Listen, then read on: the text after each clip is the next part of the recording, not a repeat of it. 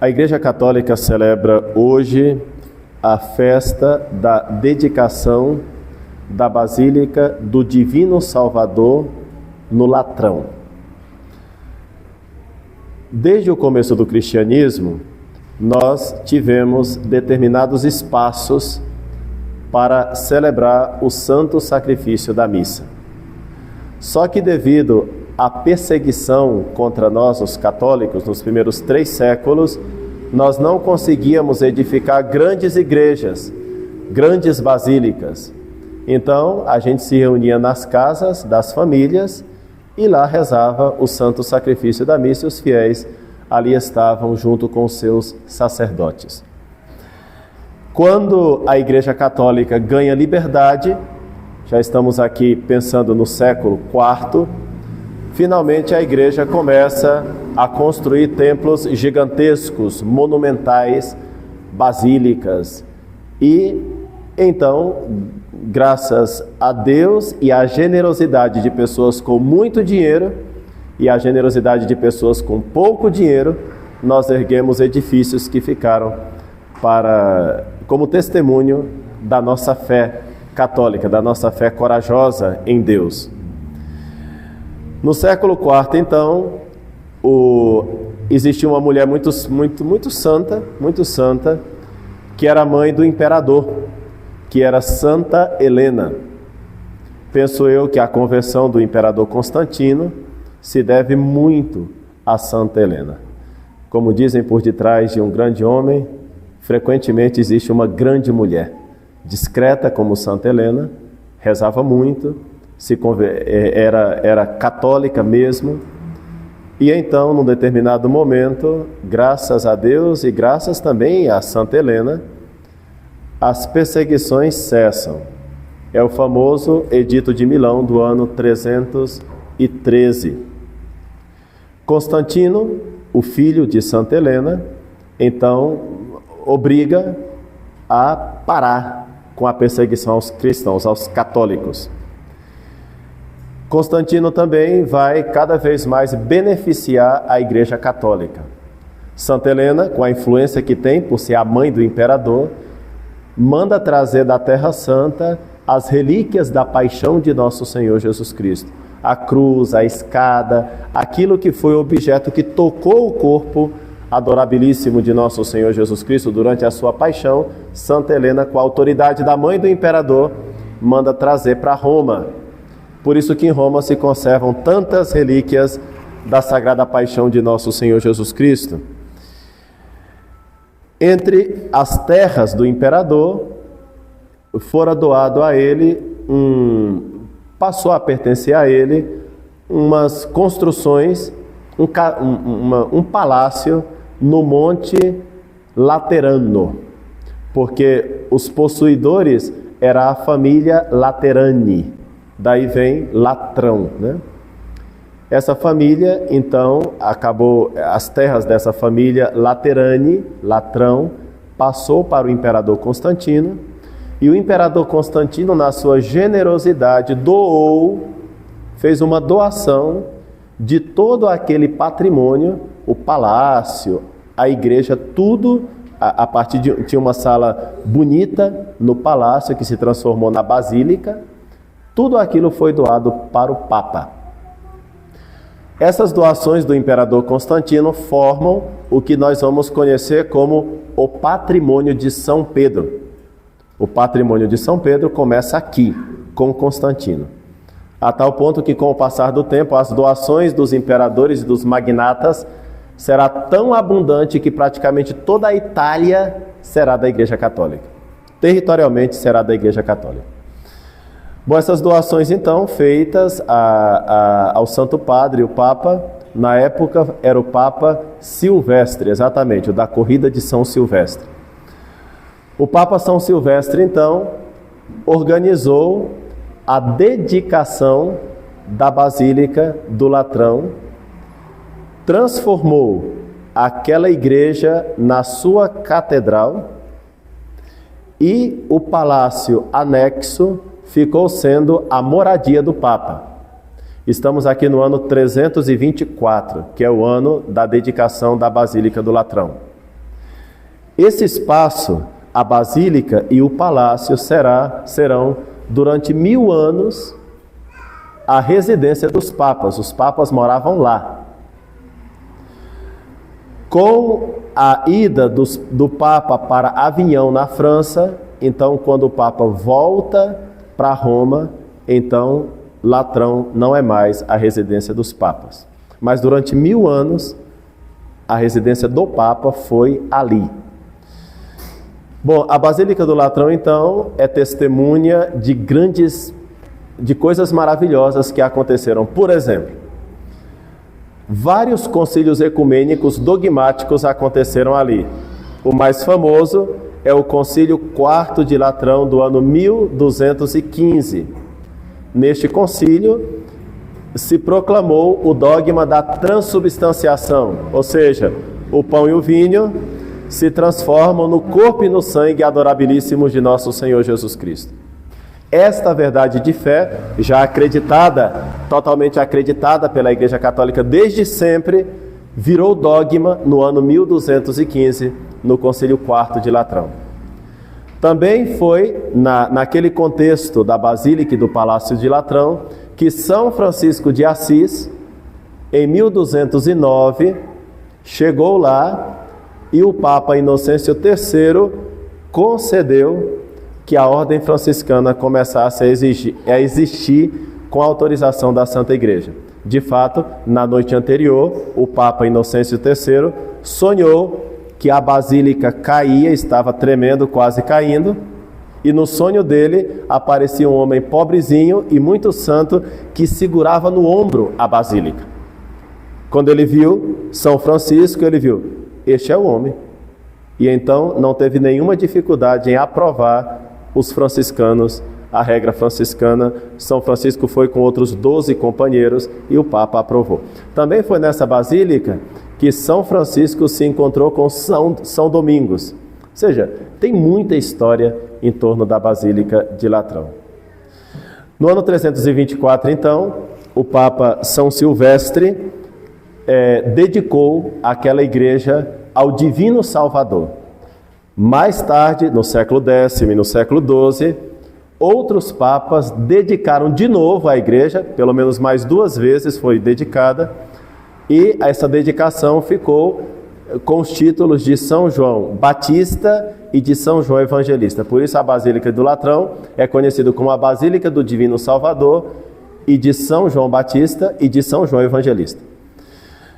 No dia da dedicação, era costume então, quer dizer, não era costume ainda fazer a dedicação de uma igreja. Provavelmente, a dedicação da Basílica do Latrão no ano 324 é a primeira igreja católica do mundo que é dedicada com um rito específico que o Papa São Silvestre cria para aquele momento. Não era costume fazer as dedicações. O que é uma dedicação de uma igreja? É quando chega o bispo, aí coloca óleo no altar, acende incenso, colocam as várias velas nas paredes, nesse rito de dedicação de uma igreja. Então esse rito praticamente não existia, foi o Papa São Silvestre que inventou e que fez pela primeira vez na Basílica de Latrão. Inicialmente a dedicação de uma igreja consistia praticamente nas unções no altar, na consagração do altar. Depois o rito foi se enriquecendo.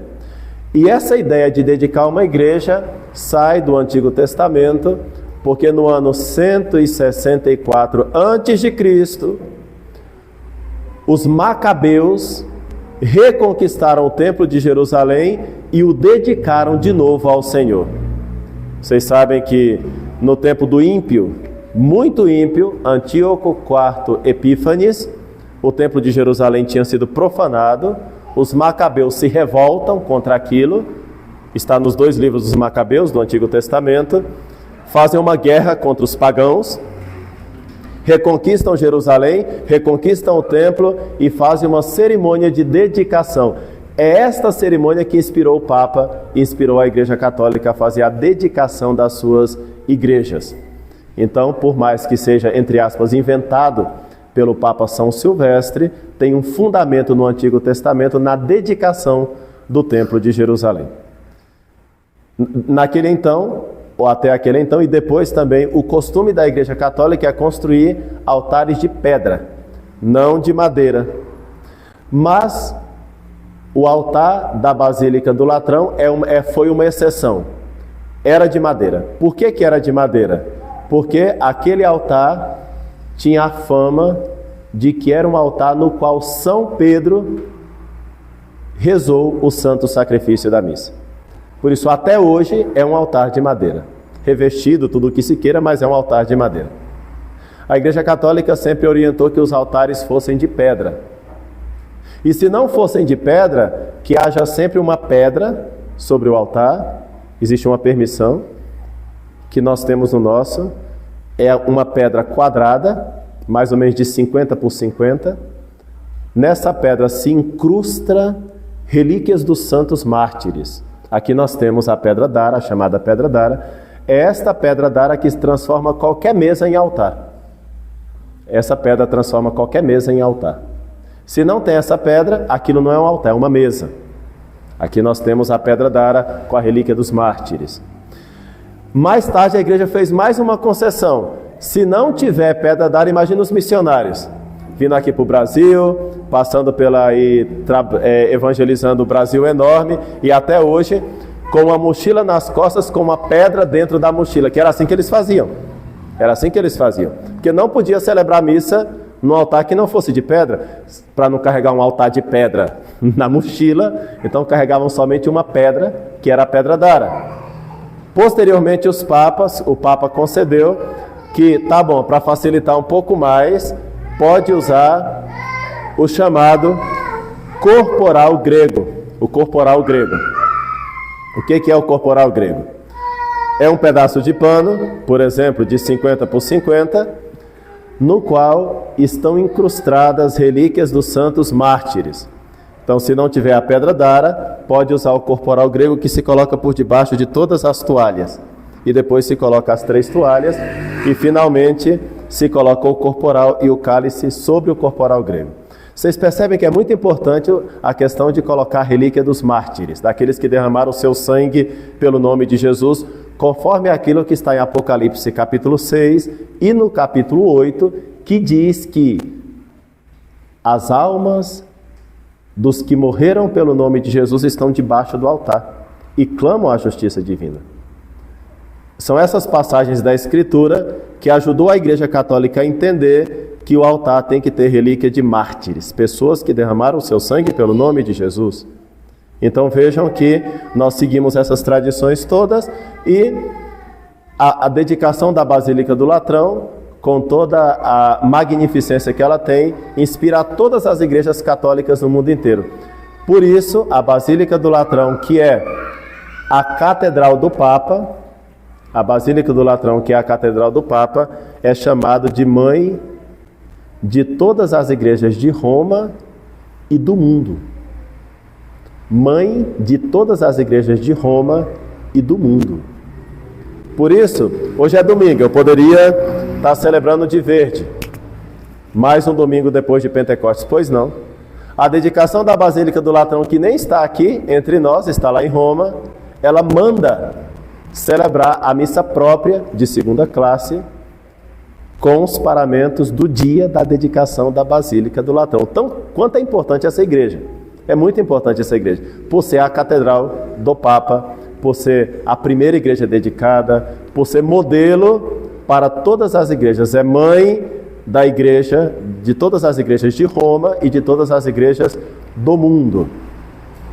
A Basílica do Latrão também tem outras relíquias maravilhosas. Por exemplo, em cima do altar, no baldaquino, tem 2 cabeças importantes. A cabeça de São Pedro e a cabeça de São Paulo. Porque os corpos desses apóstolos estão nas suas respectivas basílicas. O corpo de São Pedro está debaixo da Basílica do Vaticano, a Basílica de São Pedro, mas a cabeça dele, tirada do corpo, está na Basílica do Latrão. Antigamente a gente quebrava os santos todos. Então pegava a cabeça, colocava numa igreja, pegava o braço, colocava em outra. A gente, fazia esse trabalho para ter pedaços dos santos em todos os lugares. Até hoje a gente faz isso. As relíquias, no fundo, são isso, né? Tirar um pedacinho do cabelo, dos dentes, corta o braço, né?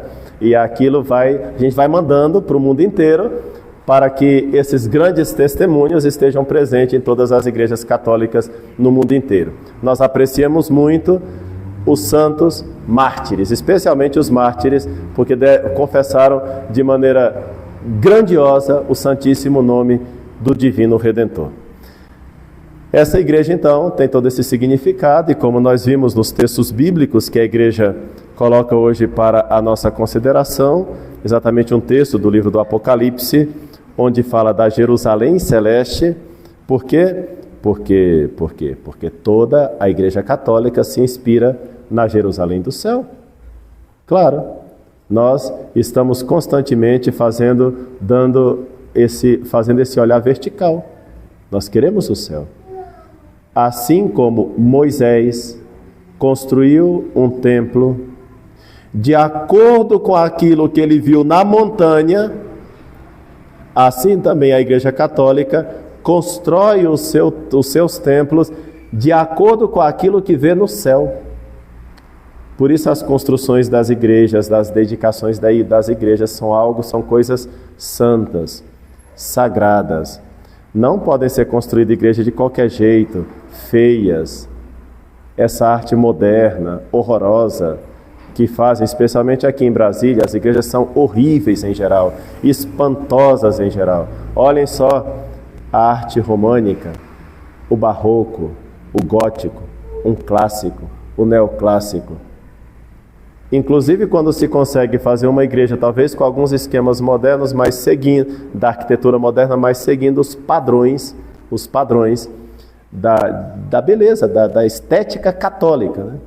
A nossa Capela Santo Atanásio, eu me proponho a construí-la para 400 pessoas e no estilo gótico. Gótico, né? Vai ser gótica. Nem outro estilo, gótico. Porque é o esplendor da arte católica, é o gótico. Bom, vocês sabem inclusive que a polifonia é uma música construída para o gótico, para a arte gótica. E o gregoriano enche toda a igreja católica, quer dizer, o canto da igreja e a arquitetura da igreja conversam perfeitamente. Claro, se a música da igreja católica é feia, certamente as igrejas também serão feias, porque o feio conversa com o feio, né? Então, quando se coloca bateria, guitarra, então a igreja também tem que ser feia. A música é feia, a igreja é feia, tudo é feio, e talvez até os fiéis ficam feios com o passar do tempo, né? Porque quem escuta coisa feia, com o passar do tempo fica feio. Agora, a igreja católica, ela embeleza o mundo com uma arquitetura bonita, com uma música bonita, e as pessoas vão ficando belas, porque vão ficando cheias da beleza de Deus, porque nós construímos as coisas aqui na terra de acordo com o que nós vimos na montanha. Por isso a Jerusalém celeste, por isso a Jerusalém do alto. Bonito também perceber essa generosidade hoje do Zaqueu, do pequenino Zaqueu, né? Fala que ele era de baixa estatura, mas o que ele tinha de pequeno parece que o coração de Zaqueu, a mente de Zaqueu não cabia naquele corpinho. Porque diz a Escritura que ele, quando se converte, ele fala, olha, se eu roubei alguém, eu vou devolver 4 vezes mais. Eu não me importo mais com dinheiro, né? Eu não estou nem aí para dinheiro. Vamos usar a expressão dele. Olha, eu dou a metade dos meus bens aos pobres. A metade, né? Não um pouquinho, a metade. Se eu tiver roubado alguém, 4 vezes mais eu pago. Não estou nem mais para dinheiro. Esse Zaqueu vai ser o futuro Mateus, né? Olha só a generosidade para com nosso Senhor. Como a mãe de Constantino, Santa Helena, o próprio imperador Constantino foi tão generoso, como os católicos de todos os tempos foram tão generosos, e assim a igreja pôde construir seus templos. Nós podemos dar glória a Deus, podemos ser testemunhas da grandeza de Deus. Um imperador como Constantino fala assim, olha, eu simplesmente dou todo um palácio, né? Já pensou se surgisse um ricaço em Brasília e falasse assim, padre, aqui ó, 50 milhões para construir a Capela Santo Atanásio no estilo gótico e a escola para 200 crianças. Falta esses católicos de novo. Falta, né? Falta esses católicos, porque houve Durante esses 20 séculos, esses católicos generosos, né? A metade dos meus bens. 4 vezes mais. Eram conversões que passavam pelo bolso. Hoje em dia as conversões não passam muito pelo bolso, né? Converte só no coração, mas o bolso não. E a conversão, ela abraça tudo, toda a nossa vida. Por isso, é muito importante que a gente escute, veja o testemunho dos católicos durante todos esses séculos da história da Igreja Católica, para a gente não ser mão de vaca também e ajudar o reinado social de nosso Senhor Jesus Cristo aqui nessa terra, para que Ele reine nas suas igrejas e pelo esplendor das suas igrejas também, nosso Senhor Jesus Cristo vai reinar no mundo. No dia de hoje, vamos ter muito presente a Cátedra de Roma. A Cátedra do Papa está na Basílica do Latrão. A Cátedra está na Basílica do Latrão. A Cátedra é de pedra, é firme, mas infelizmente o magistério daqueles que sentam na Cátedra de Roma, hoje em dia, não é firme. Não é de pedra. Hoje em dia, os documentos papais, o magistério dos papas, se é que é magistério, parece mais uma coisa assim, molenga, meio angu, meio areia movediça. Basta ver esse último documento agora do dia 4 de novembro. O missal que a própria igreja fez tem uma missa a Nossa Senhora Medianeira de Todas as Graças, que está aqui há muito tempo. Agora, eles mesmos, com esse, entre aspas, magistério, querem retirar o que eles mesmos colocaram. Isso não é magistério. Isso não é magistério. Não pode ser magistério. Porque Pedro não pode contradizer Pedro. Não pode. Pedro não pode contradizer Pedro. É uma pena quando, hoje em dia, nessa igreja conciliar, se permite tantas barbaridades e se luta para destronar Nossa Senhora, tirando títulos que essa mesma nota reconhece, que o título de Medianeira de Todas as Graças é pelo menos do século VI. A nota escreve isso. Escreve que é um título que vem do século VI e depois fala, é melhor não usar, é muito inconveniente usar esse título. Desde o século VI. Aí a nota disse, Corredentora vem desde o século XIV, e eu direi mais, vem desde o século X. E eles falam, melhor não usar nunca mais isso aí. É super inoportuno utilizar o título de Corredentora. Meu Deus do céu. Aí, Maria Dispensadora de Todas as Graças. Bom, se vocês rezam a ladainha de Nossa Senhora, eu tenho o costume de rezar a ladainha de Nossa Senhora depois do terço do dia. E aí ela diz, Santa Maria, Mãe de Deus, rogai por nós. Mãe de Cristo, rogai por nós. Mãe da Divina Graça, rogai por nós. Mãe Puríssima, Mãe Castíssima, não é? Todas as invocações. Mãe da Divina Graça. Quer dizer, nós não estamos diante de um magistério, nós estamos diante de uma nota. Nota. Não é uma bula, não é uma carta apostólica, não é uma encíclica, é uma nota. Quem vai dar importância para notas?